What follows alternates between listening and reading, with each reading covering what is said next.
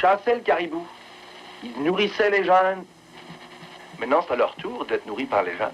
Le monstre de la Basse-Côte-Nord que l'on voit ici en 1960 dans un film de Pierre Perrault de l'ONF. De 1953 à 1992, Alexis Jovenot a sévi dans les communautés inoues de Unamen-Chipou et de Pakwashipi. On ignore combien d'enfants le père Oblat a agressés. Elles se comptent par dizaines. Les dénonciations ont commencé à la Commission sur les femmes autochtones disparues ou assassinées.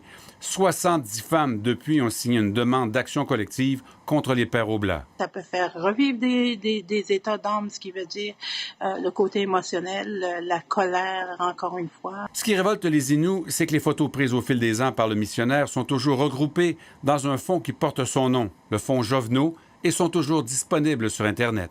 Est-ce qu'ils sont conscients maintenant qu'ils vont réveiller des traumatismes chez les personnes? Ça, c'est vraiment de l'insensibilité. Après que TVA Nouvelle ait contacté Bibliothèque et Archives nationales du Québec, la direction a refusé d'enlever le nom de Jovenot, mais a ajouté un avertissement qui fait état des allégations qui pèsent contre lui. Il y a manière d'éviter ça. On peut créer des termes associés, ce qu'on appelle, donc quand on fait une recherche, disons qu'on écrit Jovenot, bien, ça va nous amener à un fonds qui va porter un autre nom. Je vais lancer un appel aux victimes. Il y en a beaucoup, évidemment, assez nombreuses. Devant les critiques, le président ouvre la porte.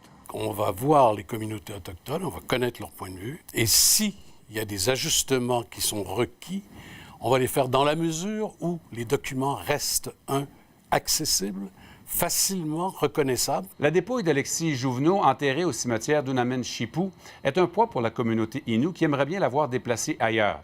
Le prédateur au col romain aimait bien obliger ses victimes à réciter le « Je vous salue Marie » pendant qu'il les agressait. C'est le genre de souvenir que ces victimes Innu cherchent à oublier plutôt qu'à commémorer. Michel Jean, TVA Nouvelle Montréal.